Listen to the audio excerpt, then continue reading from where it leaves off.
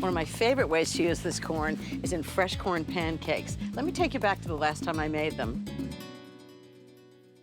This is how I cut corn off the cob. Instead of having it all over the kitchen, I take a sheet pan and I put a towel on top and I cut the corn right onto the towel. And then I can just pick up the towel and pour all the kernels right into a bowl. Just run your knife really close to the cob so you get as much of the kernels as possible. That's 4 ears of corn. You'll need 3 cups of kernels. So now, instead of trying to collect corn from all over your kitchen, all I need to do is pick up the towel and pour it into the bowl. How easy is that? Okay, now I'm gonna make the batter. First, the dry ingredients. So I need 1 cup of, I use very fine cornmeal, and then I mix it with ½ a cup of coarser cornmeal. It's kind of medium grind. I just like the combination of the two. It gives a great texture. 2 teaspoons of sugar, just a tiny little bit of sugar.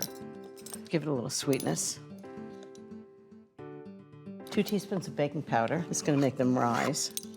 1 teaspoon of baking soda. ½ cup of flour, just lighten it, and then just level it off.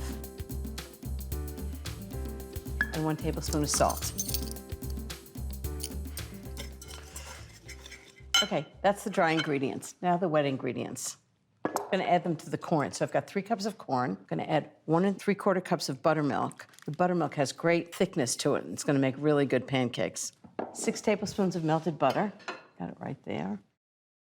Just pour it right in. 2 eggs. It is sort of like making pancakes.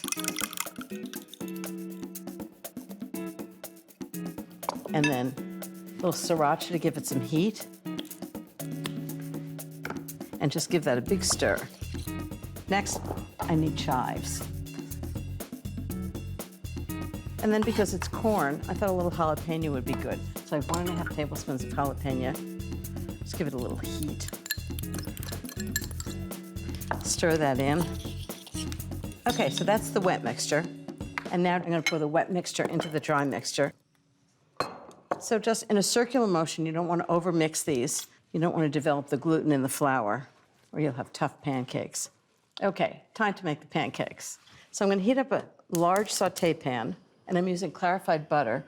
And I make clarified butter by melting butter and allowing the white milk solids to settle to the bottom, and then I pour it off the clear golden liquid. It's got a higher burning temperature, so it's better for this.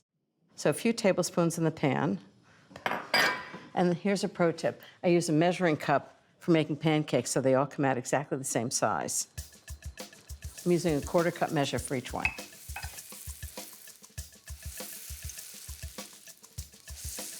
It just takes about 2 minutes, and they're ready to turn. They'll need about 1 1/2 minutes on the other side. Now I'll put them on a sheet pan lined with parchment paper and do the same with the rest of the batter. Then put them on a serving platter.